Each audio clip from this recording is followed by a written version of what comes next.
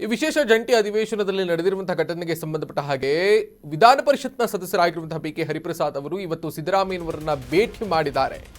ಕಾವೇರಿ ನಿವಾಸದಲ್ಲಿ ಮಹತ್ವದ ಮಾತುಕತೆಯನ್ನು ನಡೆಸಿದ್ದಾರೆ ಅನ್ನುವಂಥ ಮಾಹಿತಿ ಇದೆ. ಸಿದ್ದರಾಮಯ್ಯನವರನ್ನ ಬಿಕೆ ಹರಿಪ್ರಸಾದ್ ಅವರು ಭೇಟಿಯಾಗಿ ಕಾವೇರಿ ನಿವಾಸದಲ್ಲಿ ಮಹತ್ವದ ಚರ್ಚೆಯನ್ನು ಮಾಡಿದ್ದಾರೆ, ಮಾತುಕತೆಯನ್ನು ಆಡಿದ್ದಾರೆ. ಸಿದ್ದರಾಮಯ್ಯ ಹುಬ್ಬಳ್ಳಿಗೆ ತೆರಳುವಂತಹ ಮುನ್ನ ಚರ್ಚೆಯನ್ನು ಮಾಡಿದ್ದಾರೆ ಅನ್ನುವಂತಹ ಮಾಹಿತಿ ಇರೋದು. ಅಧಿವೇಶನದಲ್ಲಿ ನಡೆದ ಗದ್ದಲದ ಬಗ್ಗೆ ಮಾಹಿತಿಯನ್ನು ಕೊಟ್ಟಿದ್ದಾರಂತೆ. ಸಿದ್ದರಾಮಯ್ಯಗೆ ಮಾಹಿತಿಯನ್ನು ಹರಿಪ್ರಸಾದ್ ಅವರು ನೀಡಿದ್ದಾರೆ ಅನ್ನುವಂತಹ ಮಾಹಿತಿ ಇರೋದು ತೀವ್ರ ಕುತೂಹಲವನ್ನು ಮೂಡಿಸಿದೆ. ಉಭಯ ನಾಯಕರ ಚರ್ಚೆ ಗಮನಿಸಬೇಕು. ಇವತ್ತು ವಸತಿ ಇಲಾಖೆಗೆ ಸಂಬಂಧಪಟ್ಟ ಹಾಗೆ 42,000ಕ್ಕೂ ಹೆಚ್ಚು ಮನೆಗಳನ್ನು ಹಸ್ತಾಂತರ ಮತ್ತು ಅದರ ಉದ್ಘಾಟನಾ ಕಾರ್ಯಕ್ರಮಕ್ಕೆ ಹುಬ್ಬಳ್ಳಿಗೆ ಸಿದ್ದರಾಮಯ್ಯನವರು ತೆರಳುತ್ತಾರೆ.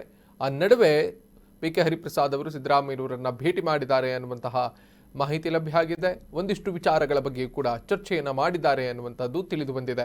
ಗಮನಿಸಬೇಕು, ಮೊನ್ನೆ ಅಧಿವೇಶನದಲ್ಲಿ ತಾವರ್ಚಂದ್ ಗೆಹ್ಲೋಟ್ ಅವರು ಮಾನ್ಯ ರಾಜ್ಯಪಾಲರು ಭಾಷಣವನ್ನು ಮುಗಿಸಿ ತೆರಳುತ್ತಿರುವಂತಹ ಸಂದರ್ಭದಲ್ಲಿ ಬಿಕೆ ಹರಿಪ್ರಸಾದ್ ಅವರು ಅವರನ್ನು ಅಡ್ಡಗಟ್ಟಿ, ಇಲ್ಲ ನೀವು ಹೀಗೆ ಹೋಗುವ ಹಾಗಿಲ್ಲ, ಭಾಷಣವನ್ನು ಪೂರ್ತಿಗೊಳಿಸಬೇಕು, ಸದನಕ್ಕೆ ಇದು ಧಕ್ಕೆ ತರುತ್ತೆ, ಸಂವಿಧಾನದ ಉಲ್ಲಂಘನೆ ಅನ್ನುವುದಾಗಿ ಅವರು ಹೇಳಿದರು. ಆ ಸಂದರ್ಭದಲ್ಲಿ ಒಂದು ಬಹಳ ದೊಡ್ಡ ಮಟ್ಟದಲ್ಲಿ ವಾದ ವಿವಾದ ಆ ಒಂದು ಬೆಳವಣಿಗೆಗೆ ಸಂಬಂಧಪಟ್ಟಕ್ಕೆ ನಡೆದಿತ್ತು. ಅದರ ಸುತ್ತ ಕಾಂಗ್ರೆಸ್ ಮತ್ತು ವಿಪಕ್ಷಗಳ ಒಂದು ಜಟಾಪಟಿಗೂ ಕೂಡ ಕಾರಣ ಆಗಿತ್ತು. ಬಿಕೆ ಹರಿಪ್ರಸಾದ್ಗೆ ಸಂಬಂಧಪಟ್ಟ ಹಾಗೆ ಸಿದ್ದರಾಮಯ್ಯನವರನ್ನು ಭೇಟಿ ಮಾಡಿದ್ದಾರೆ. ಇವತ್ತು ನಿನ್ನೆ ಕೂಡ ಕಲಾಪದಲ್ಲಿ ಸಿದ್ದರಾಮಯ್ಯನವರ ಸರ್ಕಾರದ ವಿರುದ್ಧವಾಗಿ ಬಿಜೆಪಿ ತೀವ್ರ ಆಕ್ರೋಶವನ್ನು ವ್ಯಕ್ತಪಡಿಸಿದ್ದು, ಬಹಳ ಮುಖ್ಯವಾಗಿ ಬಿಕೆ ಹರಿಪ್ರಸಾದ್ ಅವರನ್ನು ಅಮಾನತುಗೊಳಿಸಬೇಕು ಅಂತ ಬಿಜೆಪಿಯ ನಾಯಕರೆಲ್ಲರೂ ಕೂಡ ತೀವ್ರ ರೀತಿಯಲ್ಲಿ ಪ್ರತಿಭಟಿಸುವಂತಹ ಧ್ವನಿಯಲ್ಲಿ ನಿನ್ನೆ ಕಲಾಪದಲ್ಲಿ ಮಾತನಾಡಿದರು. ಸಭಾಪತಿಗಳಿಗೆ ಒತ್ತಾಯಿಸುವಂತಹ ಬೆಳವಣಿಗೆ ಕೂಡ ಆಯಿತು. ಅದರ ಬೆನ್ನಲ್ಲೇ ಈಗ ಸಿದ್ದರಾಮಯ್ಯನವರನ್ನು ಬಿಕೆ ಹರಿಪ್ರಸಾದ್ ಭೇಟಿಯಾಗಿದ್ದಾರೆ.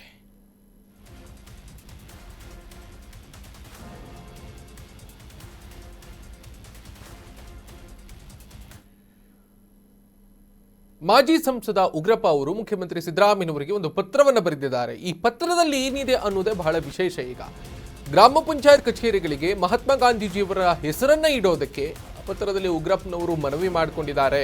ನೋಡಿ, ಕೇಂದ್ರ ಸರ್ಕಾರ ಮನ್ರೇಗಾ ಹೆಸರನ್ನ ರದ್ದುಪಡಿಸಿ ಆ ಕಾಯ್ದೆಯ ಸ್ವರೂಪವನ್ನೇ ಬದಲಾಯಿಸಿ ವಿಬಿಜಿ ರಾಮ್ಜಿ ಕಾಯ್ದೆಯ ಹೆಸರಿನಲ್ಲಿ ತರುವುದಕ್ಕೆ ಮುಂದಾಗಿರುವಂತಹ ಬೆನ್ನಲ್ಲೇ ಮನ್ರೇಗಾ ವಿರುದ್ಧ ಕಾಂಗ್ರೆಸ್ ಬಹಳ ದೊಡ್ಡ ಮಟ್ಟದಲ್ಲಿ ಹೋರಾಟ ಮಾಡ್ತಾ ಇದೆ. ಇದರ ನಡುವೆ ಈಗ ಉಗ್ರಪ್ಪ ಮುಖ್ಯಮಂತ್ರಿಗಳಿಗೆ ಪತ್ರವನ್ನು ಬರೆದಿರೋದು. ಗಾಂಧೀಜಿ ಹೆಸರನ್ನು ತೆಗೆದುಹಾಕಿದ್ದಾರೆ. ಬ್ರಿಟಿಷರನ್ನ ದೇಶದಿಂದ ಓಡಿಸಿದವರು ಗಾಂಧಿ, ದೇಶಕ್ಕೆ ಸ್ವಾತಂತ್ರ್ಯ ತಂದುಕೊಟ್ಟವರು ಗಾಂಧಿ, ಸ್ವಾತಂತ್ರ್ಯ ಚಳವಳಿಯ ಮಹಾನ್ ಸೇನಾನಿ ಆಗಿದ್ರು, ಅವರ ತ್ಯಾಗ ಬಲಿದಾನಗಳಿಂದ ಸ್ವಾತಂತ್ರ್ಯ ಸಿಕ್ಕಿದೆ ಅನ್ನೋದಾಗಿ ಉಗ್ರಪ್ಪನವರು ತಮ್ಮ ಪತ್ರದಲ್ಲಿ ಸಿದ್ದರಾಮಯ್ಯನವರಿಗೆ ಬರೆದಿರುವಂತಹ ಪತ್ರದಲ್ಲಿ ಉಲ್ಲೇಖಿಸಿದ್ದಾರೆ. ದೃಶ್ಯದಲ್ಲಿ ಗಮನಿಸ್ತಾ ಇದ್ರಿ, ಮುಖ್ಯಮಂತ್ರಿಗಳಿಗೆ ಉಗ್ರಪ್ಪನವರು ಬರೆದಿರುವಂತಹ ಪತ್ರವನ್ನು. ಆ ಪತ್ರದಲ್ಲಿ ಈ ಥರದ ಎಲ್ಲ ವಿಷಯಗಳನ್ನು ಉಲ್ಲೇಖಿಸಿದ್ದಾರೆ. ಗ್ರಾಮ ಪಂಚಾಯತ್ಗೆ ಮಹಾತ್ಮ ಗಾಂಧೀಜಿಯವರ ಹೆಸರನ್ನು ಹೆಸರಲ್ಲಿ ಇಡೋದ್ರಲ್ಲಿ ಯಾವುದೇ ರೀತಿಯಲ್ಲಿ ತಪ್ಪಿಲ್ಲ. ಮಹಾತ್ಮ ಗಾಂಧೀಜಿ ಗ್ರಾಮ ಪಂಚಾಯತ್ ಕಚೇರಿ ಅನ್ನುವುದಾಗಿ ನಾಮಕರಣ ಮಾಡುವುದಕ್ಕೆ ಸಲಹೆಯನ್ನು ಕೊಟ್ಟಿದ್ದಾರೆ. ಕರ್ನಾಟಕ ಪ್ರದೇಶ ಕಾಂಗ್ರೆಸ್ ಸಮಿತಿಯ ಉಪಾಧ್ಯಕ್ಷರು ಕೂಡ ಹೌದು BS ಉಗ್ರಪ್ಪ ಅವರು. ಮಾಜಿ ಸಂಸದರು ಈ ಹಿಂದೆ ಬೇರೆ ಬೇರೆ ರೀತಿಯಲ್ಲಿ ಅವರ ಮಾತುಗಳು, ಅವರ ಸಲಹೆಗಳು ಚರ್ಚೆಗೆ ಕಾರಣ ಆಗಿತ್ತು. ಈ ಮನ್ರೇಗಾ ವಿಷಯ ಸಂಬಂಧಪಟ್ಟ ಹಾಗೆ ಆ ಕಾಯ್ದೆಯ ಮರುನಾಮಕರಣ ಮಾಡಿರೋದಕ್ಕೆ ಈಗ ರಾಷ್ಟ್ರಾದ್ಯಂತ ಮೊನ್ನೆ ದೆಹಲಿಯಲ್ಲಿ ಕೂಡ ರಾಹುಲ್ ಗಾಂಧಿಯವರ ನೇತೃತ್ವದಲ್ಲಿ, ಮಲ್ಲಿಕಾರ್ಜುನ್ ಖರ್ಗೆ ಅವರ ನೇತೃತ್ವದಲ್ಲಿ ಬಹಳ ದೊಡ್ಡ ಮಟ್ಟದಲ್ಲಿ ಈ ನರೇಗಾ ಕಾರ್ಮಿಕರ ಒಂದು ದೊಡ್ಡ ಸಮಾವೇಶವನ್ನು ಮಾಡಿದರು, ಸಮ್ಮೇಳನವನ್ನು ಮಾಡಿದರು. ಅದಾದ ಬಳಿಕ ಅಧಿವೇಶನ ಆಯಿತು. ಅಧಿವೇಶನದಲ್ಲೂ ಕೂಡ ಒಂದಿಷ್ಟು ವಾದ ವಿವಾದಗಳು, ಚರ್ಚೆಗಳು ದಿಕ್ಕೇ ಬದಲಾಗಿ ಹೋಯಿತು. ಈಗ ಉಗ್ರಪ್ಪನವರು ಸಿದ್ದರಾಮಯ್ಯನವರಿಗೆ ಒಂದು ಪತ್ರವನ್ನು ಬರೆದಿದ್ದಾರೆ. ಇದಕ್ಕೆ ಸಂಬಂಧಪಟ್ಟ ಹಾಗೆ ಅಪ್ಡೇಟ್ಸ್ ಲಭ್ಯ ಆಗ್ತಾ ಇದೆ. ಗ್ರಾಮಗಳ ಅಭಿವೃದ್ಧಿಯೇ ಗಾಂಧೀಜಿಯವರ ಕನಸಾಗಿತ್ತು ಅನ್ನೋದಾಗಿ ಉಲ್ಲೇಖಿಸಿದ್ದಾರೆ. ಮಾತ್ರ ಅಲ್ಲದೆ ಅದನ್ನು ನನಸು ಮಾಡಿದ್ದು ಮನಮೋಹನ್ ಸಿಂಗ್ ಅಂತ ಉಲ್ಲೇಖಿಸಿದ್ದಾರೆ. ಆದರೆ ಈಗ ಕೇಂದ್ರ ಸರ್ಕಾರ ಮನ್ರೇಗಾ ಕಾಯ್ದೆಯನ್ನು ರದ್ದುಪಡಿಸಿದೆ, ಬಿಬಿಜಿ ರಾಮ್ಜಿ ಕಾಯ್ದೆಯನ್ನು ಜಾರಿಗೆ ತಂದಿದೆ ಅನ್ನೋದನ್ನ ಎಲ್ಲವನ್ನು ಕೂಡ ಉಲ್ಲೇಖಿಸಿದ್ದಾರೆ. ನರೇಗಾಗೆ ಸರಿಯಾಗಿ ಅನುದಾನ ಕೊಡಲಿಲ್ಲ, ಅಂದರೆ ನರೇಂದ್ರ ಮೋದಿ ಸರ್ಕಾರದ ವಿರುದ್ಧವಾಗಿ ಇವರು ತಿವಿಯುವಂಥ ಕೆಲಸವನ್ನು ಮಾಡಿದ್ದಾರೆ. ಪತ್ರದ ಮುಖ್ಯವಾಗಿ ಗಾಂಧಿ ಸಿದ್ಧಾಂತ ಅಳಿಸಿ ಹಾಕುವಂಥ ಕೆಲಸ ಮಾಡ್ತಾ ಇದೆ. ಹೀಗಾಗಿ ಗ್ರಾಮ ಪಂಚಾಯತ್ ಕಚೇರಿಗಳಿಗೆ ಗಾಂಧೀಜಿಯವರನ್ನ ಹೆಸರಿಡಿ, ಮಹಾತ್ಮ ಗಾಂಧಿ ಗ್ರಾಮ ಪಂಚಾಯತಿ ಕಚೇರಿ ಅಂತ ಹೆಸರನ್ನ ಇಡಿ ಅಂತ ಸಿದ್ದರಾಮಯ್ಯನವರಿಗೆ ಬರೆದಿರುವಂತಹ ಪತ್ರದಲ್ಲಿ BS ಉಗ್ರಪ್ಪ ಮನವಿ ಮಾಡಿಕೊಂಡಿದ್ದಾರೆ, ಒಂದು ಸಲಹೆಯನ್ನು ಕೊಟ್ಟಿದ್ದಾರೆ. ಸೊ ಈಗ ಮತ್ತೆ 2028ರಲ್ಲಿ BJP ಸರ್ಕಾರ ಬರುತ್ತೋ ಅಥವಾ JDS ಸರ್ಕಾರಕ್ಕೆ ಬರುತ್ತೋ, ಕಾಂಗ್ರೆಸ್ ಸರ್ಕಾರಕ್ಕೆ ಬರುತ್ತೋ ಗೊತ್ತಿಲ್ಲ.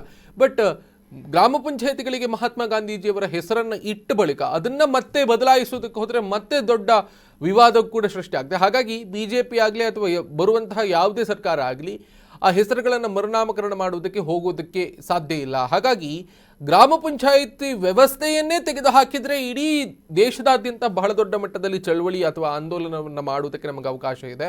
ಸೊ ಆ ಥರದ ಗೋಜಿಗೆ BJP ಆಗಲಿ JDS ಆಗಲಿ ಅಥವಾ ಇನ್ಯಾವುದೇ ಪಕ್ಷ ಹೋಗೋದಿಲ್ಲ ಅನ್ನೋ ಕಾರಣಕ್ಕೋಸ್ಕರವಾಗಿ ಶಾಶ್ವತವಾಗಿ ಮಹಾತ್ಮ ಗಾಂಧೀಜಿಯವರ ಗ್ರಾಮ ಮಟ್ಟದಲ್ಲಿ ಇಡೀ ದೇಶ ಗ್ರಾಮದಿಂದ ಬೆಳೀತಾ ಸಾಗಬೇಕು ಅನ್ನುವಂತಹ ಗಾಂಧೀಜಿಯವರ ಮೂಲ ತತ್ವ ಅಥವಾ ಸಿದ್ಧಾಂತ ಏನಿತ್ತೋ ಅದರ ಪ್ರಕಾರವೇ ಕಚೇರಿಗಳಿಗೆ, ಗ್ರಾಮ ಪಂಚಾಯತ್ ಕಚೇರಿಗಳಿಗೆ ಮಹಾತ್ಮ ಗಾಂಧೀಜಿಯವರ ಹೆಸರನ್ನು ಇಟ್ಟರೆ ಅದು ಶಾಶ್ವತವಾಗಿ ಉಳಿಯುತ್ತೆ, ಅದು ಚಿರನೂತನವಾಗಿ ಉಳಿಯುತ್ತೆ. ಗ್ರಾಮ ಪಂಚಾಯತ್ನಲ್ಲಿ ಮಹಾತ್ಮ ಗಾಂಧೀಜಿಯವರ ತತ್ವ ಆದರ್ಶಗಳು ಮತ್ತು ಅವರ ನಿಲುವು ಒಲವುಗಳೆಲ್ಲವೂ ಕೂಡ ಅಲ್ಲಿ ಸಾಕಾರವಾಗಿ ನಿಲ್ಲುತ್ತೆ, ಸಾರ್ಥಕವಾಗಿ ನಿಲ್ಲುತ್ತೆ ಅನ್ನುವಂತಹ ದೃಷ್ಟಿಯಲ್ಲಿ ಉಗ್ರಪ್ಪನವರು ಮುಖ್ಯಮಂತ್ರಿ ಸಿದ್ದರಾಮಯ್ಯನವರಿಗೆ ಈ ರೀತಿಯಾದಂತಹ ಒಂದು ಸಲಹೆಯನ್ನು ಕೊಟ್ಟಿದ್ದಾರೆ.